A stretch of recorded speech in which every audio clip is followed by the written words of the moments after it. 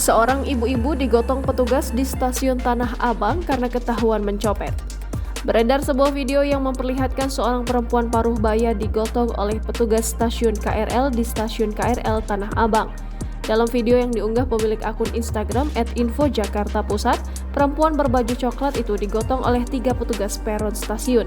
Tampak para petugas menggotongnya ke suatu tempat dengan memegang kepala hingga kaki wanita. Terlihat juga dalam videonya sebuah borgol terpasang di tangan kiri wanita itu. Usut punya usut, perempuan itu diamankan petugas karena baru saja tertangkap mencopet telepon seluler salah satu penumpang.